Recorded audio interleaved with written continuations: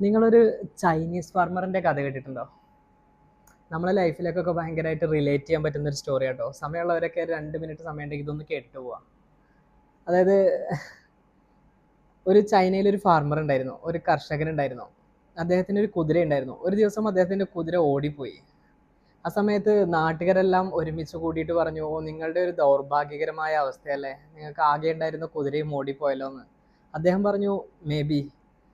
എന്നാൽ കുറച്ച് ദിവസങ്ങൾക്ക് ശേഷം ഈ ഓടിപ്പോയ കുതിര കാട്ടിൽ നിന്നും വേറെ ഒരു 6 കാട്ടുകുതിരകളുമായിട്ട് തിരിച്ചു വന്നു. ആ സമയത്തും നാട്ടുകാരെല്ലാം കൂടെ ഒരുമിച്ച് കൂടിയിട്ട് പറഞ്ഞു, ഓ നിങ്ങളുടെയൊക്കെ ഒരു ഭാഗ്യമല്ലേ, നിങ്ങൾക്കിപ്പോൾ 7 കുതിരകളായല്ലോ മൊത്തം എന്ന്. ആ സമയത്തും ഈ കർഷകൻ പറഞ്ഞു, മേ ബി. എന്നാൽ ഈ ഓടി വന്ന കാട്ടുകുതിരകളെ ട്രെയിൻ ചെയ്യിപ്പിക്കുന്നതിനിടയിൽ തനിക്ക് ആകെ ഉണ്ടായിരുന്ന മകൻ കുതിരയിൽ നിന്ന് വീണ് കാലൊടിഞ്ഞു. ഈ സമയത്തും നാട്ടുകാരെല്ലാം കൂടെ ഒരുമിച്ച് കൂടിയിട്ട് പറഞ്ഞു, ഓ നിങ്ങളുടെ ഒരു ഭാഗ്യക്കേടല്ലേ, നിങ്ങളുടെ ആകെ ഉണ്ടായിരുന്ന മകന്റെ കാലൊടിഞ്ഞല്ലോ, നിങ്ങൾക്ക് സഹായിക്കാനുണ്ടായിരുന്ന ആകെ ഒരു മകന്റെ എന്ന്. ആ സമയത്തും ഈ കർഷകൻ പറഞ്ഞു, മേ ബി. കുറച്ച് ദിവസങ്ങൾക്ക് ശേഷം നാട്ടിൽ യുദ്ധം പുറപ്പെടുകയും ഗവൺമെന്റ് യുവാക്കളെ എല്ലാം നിർബന്ധിതമായിട്ട് മിലിറ്ററിയിലേക്ക് ചേർക്കുന്നതിനുള്ള പ്രോസസ്സ് സ്റ്റാർട്ട് ചെയ്യുകയും ചെയ്തു.